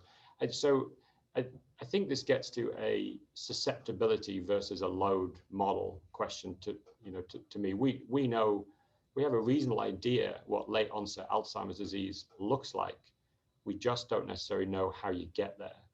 And so we're constantly asking, what are the processes that we need to perturb in order to get full-blown late onset Alzheimer's disease? And Dr. Power mentioned this. We only really care about dementia and cognitive decline that we want to stop. So by identifying processes that underlie, even one of those processes that underlie the drive towards dementia, maybe that's sufficient to prevent dementia, even in the presence of, for instance, amyloid, or even some aspects of neuroinflammation. And so I think of our models currently as susceptibility models. So we know based on the genetics and the molecular evidence that we've increased their likeness to some aspects of late onset Alzheimer's disease, but no clinician would call them late onset Alzheimer's disease. And so when you think about dietary factors and pollutants, it would be great to add these additional environmental risk factors and ask what is precisely happening to the brain if we now add on these additional environmental exposures, I guess. Right. Great. So let me actually invite the other speakers, Dr. Oberdorster and Power, to join us here so we can perhaps have a wider discussion of some of these issues. I'm trying to scroll through this, but I don't know whether either of you have any thoughts on this question too, which I think it's related to this one, but I struggle with this too, about whether we're talking about, air pollutants sort of accelerating a process that's kind of underway or causing that process from the beginning. And if you have thoughts on that point, or how we can the animal models help us with this in some way, or how do they factor in? If you do that, you can talk about that while I try and summarize or think about these other Q&A questions that came in, and I can feed them into you guys. But I don't know if you have thoughts on that. Anybody?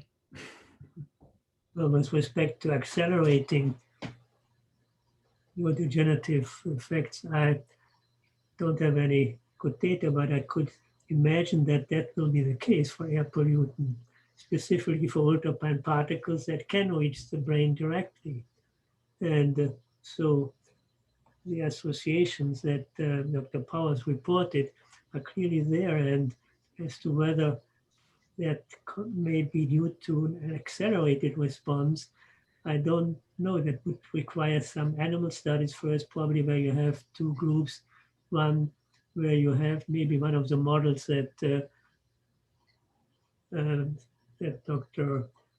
Howell has reported, and compare them to the wild type. But I don't know exactly what you would do. But it's, for me, it would be very highly conceivable that indeed an acceleration process can take place with respect, certainly for the ultrafine particles, maybe also for other particles, if you consider effects via the circulation, which then also affect then secondarily what's happening in terms of cognitive performance in the central nervous system. So actually, another question somewhat related to that is, and you mentioned, Gareth, I was going to come back to you about just to understand better, because you mentioned this uncoupling, I forget exactly the status, the uncoupling of the cardiovascular effect. And I was wondering, I don't think I grasped that completely, but Melinda was talking about, one of the hypotheses, of course, is that you could get cognitive effects and possibly dementia through the cardiovascular effects of air pollution. But some of the epi may not be clear on that. And then Dr. Oberdorster, Gunter was saying, of course, with the path directly to the brain, that's obviously that's sort of skipping circulation. And so you maybe don't have the cardiovascular effect there. So it could be something separate from that. How does maybe you could re-explain that uncoupling again, and does that play into these other questions? Yeah, so the uncoupling relates to the fact that the power of MRI, PET MRI, is you look in multiple brain regions and you can assess, for instance, the blood flow with the glucose metabolism or glucose uptake, which in general you would imagine would go hand in hand. But in different brain regions, you see sometimes a decrease in blood flow, while you also see an increase in glucose uptake, which means that there's multiple perturbations going on that we think is driven by ApoE status. But it's brain region specific. It's also sex specific, so it's different in males and females. So sadly it's a complex picture, not in some ways, not unsurprisingly. But whether we didn't measure heart function in any way in those studies, and the heart versus brain axis, which has already been discussed, that's a really hard one to tease apart. My lab is really interested in cerebrovascular health, and we even tried to develop studies where we decide whether it's a cardio versus a cerebro problem. And it's hard even in mouse studies to really truly understand whether if it's an inherent problem in the brain or whether it's stemmed from the heart, even though we know in general as a population, healthy heart kind of leads to healthy brain, but it's not true throughout. So we can do clever things in the mouse. Yeah, go on, sorry. Gareth, in your studies then, do you see in your mouse model, do you see vascular effects in the central nervous system? So in my PhD student, Kate Foley, is actually assessing more specifically the health of the blood-brain barrier in mice carrying just the ApoE4 allele.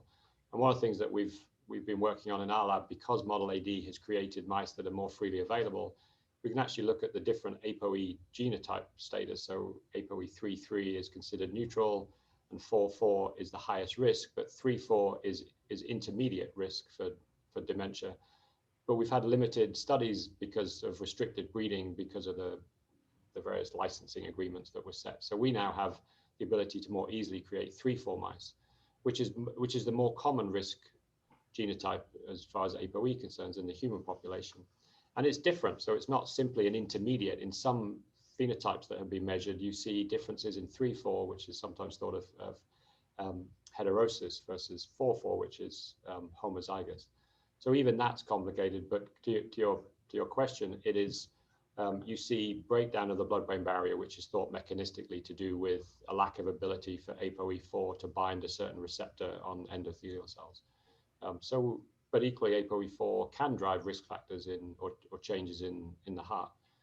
So you need to conditionally add the risk to one portion of the body versus the other. So we can express this specifically in the brain or specifically in the Now, with respect to cardiovascular effects, there are studies out there with ApoE mice that are held on a fat-rich diet and then increasing atherosclerotic events. Right.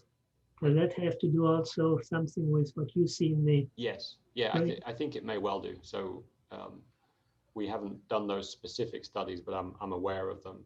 But that's where we get more to a population studies versus precision medicine, I guess, which we could maybe talk for hours on that. And that's really ultimately what we're striving for with any given individual that may be presenting with some form of dementia.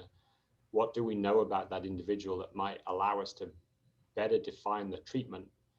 Because it won't necessarily be the same. I think we all think about these umbrella terms that Dr. Power talked about, with the umbrella term of dementia and then Alzheimer's disease and vascular dementia. But in reality, it's even pathologically, it's a spectrum, so there is any given individual, we need to be able to define better whether it's what's driven their early stages of dementia, precognition, like you were saying. And just quickly, just a comment on the blood-brain barrier and the genetic background that might compromise that somewhat. There's of course many toxicants that can also affect the blood-brain barrier. So that's one way that these things could happen.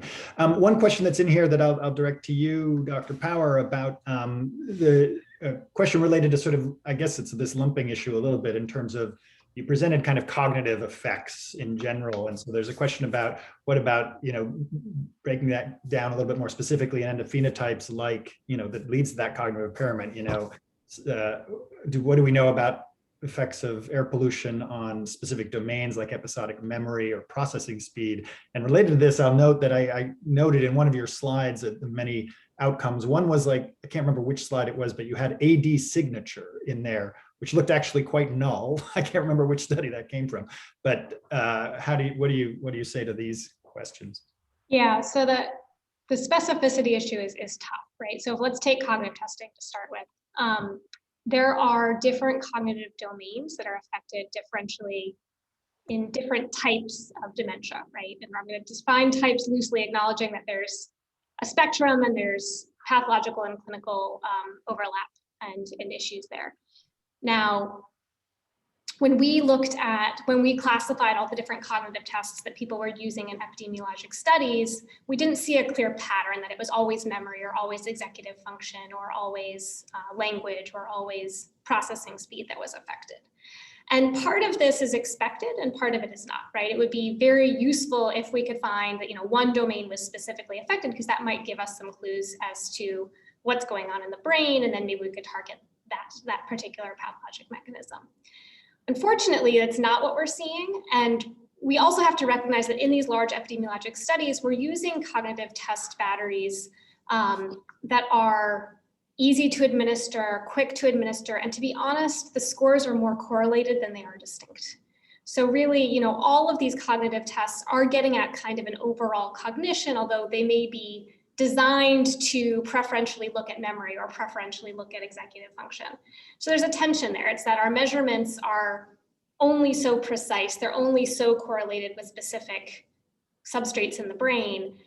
So when we're looking at them, we're not seeing a strong signal in any one domain. That doesn't mean that there isn't some sort of mechanism that's affecting one part of the brain more than another. When we go to the MRI, right, you would hypothesize that if it has an Alzheimer's type presentation or Alzheimer's pathology, or it's related to some sort of Alzheimer's pathogenesis, we would see things in the hippocampus, we would see them in the medial temporal lobe, preferentially. We're not necessarily seeing that. But that doesn't mean that it's not necessarily an Alzheimer's process that we're reflecting. Most people have multiple pathologies in the brain. There's multiple things going on at once. So it's a little bit tricky to pinpoint what's going on because we don't have a pure sample. We haven't identified exactly what is the pathologic process that's happening in any individual. And the pathologic process that's happening in an individual is probably not one thing either, right? Mm-hmm.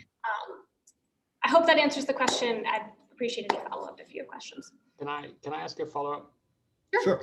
To that? Am I allowed as a panelist? Of course.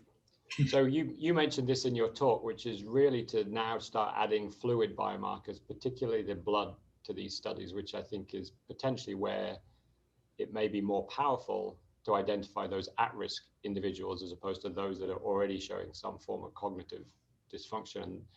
So how is your field beginning to incorporate blood-based biomarkers into this question?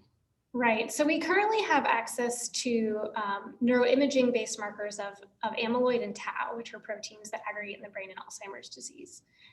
They're really expensive and you can't do them on a lot of people, right? So people have been working very hard to develop a blood-based biomarker, and we now have something that's fairly good for amyloid. So you can get a sense of what someone's amyloid load might be in their brain based on blood. I think we're in the coming years going to see a lot more studies incorporating these blood-based biomarkers and moving towards identifying people who have some sort of pathologic change before they have any sort of cognitive symptoms. And that's going to be really interesting. The nice thing about these too is that we're actually focusing on a protein that's specific to a certain kind of pathology, whereas something like brain volumes is very, very non-specific, right? You can get shrinking brain volumes for any number of different reasons. Right. Same thing with, our cerebrovascular measures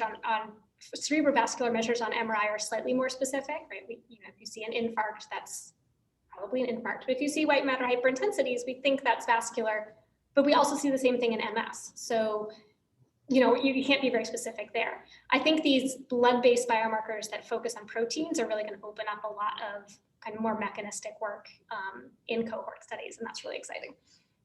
And let me just say that part of that, there's this huge need for longitudinal follow-up in ways where you have samples prior to the diagnoses or the cognitive decline, and try and see if I think there was a question in the chat box also about identifying, things early and exposures early, but also like the outcome. This is, I think, advanced much more in Parkinson's, where there's much more work now on the sort of preclinical phase and very strong predictors. So, well before you're diagnosed, whether you're going to go on to progress, I think would probably be advantageous in this setting as well. A lot of difficulty we have studying air pollution and dementia is that we have difficulty studying dementia, right?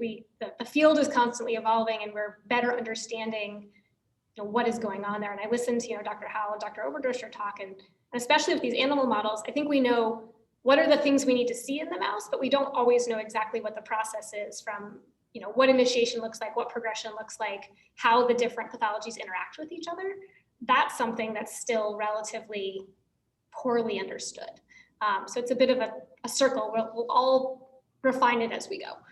Yeah, and I think that's where we've suffered in the mouse model community, because simply introducing the mutations for, say, amyloid drivers and tau mutations didn't drive human Alzheimer's disease. So we're missing pieces here, and that's where we hope by starting with the human genetics and using the molecular profiling, we will ultimately end up where we wanted to be in the first place, which was a demented brain carrying amyloid and tau, or different combinations of those pathologies, including things like TDP-43. But because we generated those mice using human relevant data, i.e. the genetics, then we'll know we will know what we did at the beginning, and so we'll know the processes along the way. So we should be able to, in theory, intervene and identify those targets for preclinical testing just anyway, because that's how we constructed the mice. Right, I think that's going to be really exciting. So one other question I wanted to sort of get at in here, there was a question about, I think following your talk, Dr. Power, about, are there studies that also look at personal measurements of exposure and dementia, and then kind of refined the question about kind of where is the field, how in triangulating this evidence, you talked about the outcome side, but what's the future for sort of exposure assessment side, whether it's personal measurements or biomarkers, or, you know, where is there room for growth there? And I know we talked about this a little bit with Gunter about, you know, getting at ultrafines, which is a question, and he was suggesting one way to do that. But what are your thoughts on? So I'm going to take the second part first, and then I'll go backwards. So I think there are, the majority of studies are on PM 2.5 because that is what we have measurements for, right? That is how the field works. The things that are easy to do, that we have high quality measurements of, are the things that we've studied. So I think first we need to expand out to the other scope of pollutants that could be related. I'm particularly interested in ozone. I also think that ultrafines are an important one to look at. Even the components of particulate matter, right? Different components, different things that are in that conglomeration that is particulate matter might matter, for lack of a better word. So I think there's a lot of work there to be done to looking at the full suite of air pollution exposures and narrowing down, you know, what we think are the most likely agents. And then on the other side, I am not aware of anyone who's done personal measurement of air pollution exposures. In this context, it's very, very difficult and not necessarily going to give you what you're interested in. So if you think about when we think air pollution exposures are relevant, it is probably the prior 30 years or potentially longer, right? The window of which we know dementia pathogenesis is happening is decades, potentially, right? And we can see this from some of the early onset cases. If you go back, you can look and you can see changes in people's brains years to decades before they have onset of clinical symptoms. So if you're thinking about trying to measure years to decades of exposure, you know, a personal monitoring campaign where you have to wear a backpack and you have to walk around, you know, you might get people to do that for a week, maybe, and it's not going to be a good representation of their air pollution exposures over the past 30 years. The other reason that we focus on these residential address level data is because we don't regulate air pollution at the personal level, right? This also gets to, I think I saw a question about indoor air pollution. We don't regulate indoor air pollution. We don't regulate personal exposures. We regulate monitored location data. And so in order to make a lot of the epidemiology policy relevant, we need to show that based on what we measure outside, we see health effects. And so that's another reason why most epi studies focus on residential address level exposures. Right. And I had another question that's maybe for all of you, because Gareth, you touched on this at the end, specifically around that microglial response to amyloid. And the microglia are certainly one of the cell types that I've been particularly interested in, and their role in all of this. Obviously, they're, you know, insults to the brain, they're right there to respond to. And you didn't get into this, but there's more evidence now about their role in sort of dismantling synapses or maintaining synaptic function. So I'm curious about what your thoughts are about that. And then also for Gunter, whether the, you know, ultrafines coming in for the olfactory bulb and that active process you talked about, do they then actually get to a point where they might stimulate, activate, whatever we want to call it, whether the microglia are going to respond to that, or are those ultrafines maintained within the cells and therefore actually not going to be responded to by the microglia? Yeah, these are still open questions to a great degree. So for one thing, they're getting to the olfactory bulb, getting to the trigeminal ganglion, and then most likely also continue on into deeper brain regions. Yeah, and hippocampus, corpus callosum, and we have in our animal studies, Dr. Corey Schlechter, she has nicely shown that indeed effects taking place in different brain regions. Now, they were not necessarily associated with imaging the particles in that region, but I can easily envision that indeed this will happen. It depends, as always, on the dose of those particles in a certain brain regions, even in the olfactory bulb. I showed you that one slide with the number of plaques in the olfactory bulb and then the associated ferritin swarm coming in there. And then there were also in the middle, in that plaque, there was that invader particle here, which contains zirconium in that case here. So it's most likely that indeed these particles act as a stimulus to induce some inflammatory responses, but we don't have all the data to be convinced about. And Gareth, just your quick, I know we're running up to the end, but your quick take on sort of microglia, their role here? Yeah, so I mean, the field right now is that there are different states of microglia activation. We used to lump it all into activated microglia, and now we have activated microglia states, and we're calling them based on genes or locations such as disease-associated microglia or interferon-responding microglia. We're working hard to align human and mouse studies through single-cell sequencing, studies by Phil Diego at Columbia, Beth Stevens at Harvard. So this is just now emerging that these subtypes or states of microglia are going to be important, but we really don't know whether they're good or whether they're bad. There's evidence that they do impact synaptic health. Whether that's a good thing or a bad thing, we still don't know. And that's where, written in general, for me, the take home of all of these things are to as closely as possible keep the human studies to the mouse studies, so that we can really truly, model what we're meant to be modeling from human studies, accepting that both are complex. So one of the things that we're just starting to do right now, that we have a panel of mouse models that have a variety of different microglial responses and microglial states, is to ask which state matches, say, for instance, synaptic dysfunction or synaptic reorganization in both aging and AD/dementia. So that's where the field is now going to go. Gareth, can you differentiate in fixed tissues then activated microglia from non-activated microglia? Yeah, we can. In fixed tissue. But that would be very useful. Yeah, and so I think we can both identify those same states in humans, although there is still a misalignment in microglial states between humans and mice. Disease-associated microglia have not been widely identified in human studies, but the methods by which you isolate the tissue and the cells is still quite different. So we need to do better both technically, as well as accept that there are differences. So some people are even putting human microglia into mouse brains and seeing differences in responses there. So just accepting that no mouse model is a perfect model, but if you see a process that is relevant to human disease, then to really carefully study that process. I was more thinking of thin sections, not isolating the cells, but on thin sections. Can you differentiate by staining activated microglia? We're beginning to identify those key genes and proteins that can allow us to differentiate the different microglial states.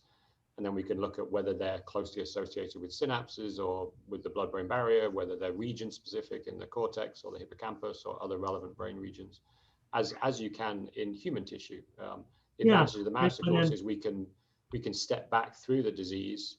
So where you look often at the end point in humans, you can do cross-sectional, but back through earlier stages to start asking, when did this appear in relation to the other hallmark pathologies, or even in relation to when we expose them to a particular insult. That's the power of the mouse studies here, really, to fill that to fill that gap that you don't necessarily have in that's what I was thinking of, when human tissues, and then correlating that with higher resolution imaging to correlate that with potentially with the particles also being present there. Yes. Yeah. All right, so thank you so much for all your talks and the discussion afterwards. We could probably go on for hours on this, and hopefully we'll get a chance to do more of this. I see that we haven't gotten to all the questions in the Q&A. I hope our team on the back end here can save those so we can still try and address folks' comment that we didn't get to. But I know we've come to the end at one here, and I just wanted to again thank everybody, and quickly also just point out, I know that we had a time change yesterday, and if you know of folks who got mixed up by time and didn't get to see this is available to see. If you registered, you'll be getting an email about how you can watch that if you missed the beginning of it. I also failed to mention at the beginning of this whole talk that it's the first day of Brain Awareness Week 2021, so this is a nice way to kick off that Brain Awareness Week. So thanks to the panelists, all three of you, thank you so much for great talks and a great discussion. Thanks to the audience for your questions. And we'll hopefully keep all of this moving forward and push this field as far as we can. So thanks to all of you. Okay. Johanna, do you have any final words you would like to say? Cool. Hi there. No, I'm good. This was a great discussion. I know that there's so much more to unpack. I know that eventually we want to kind of compile some of these findings and get a better understanding and hopefully be able to publish something later this year. But just wanted to say thanks again, Mark, and to the team for everybody's time today. All right. Thank you. All right. Thanks, everybody. We'll see you at another event like this, hopefully soon. And we'll follow up with you guys on all these exciting questions and see where we go. All right. Thanks, everybody.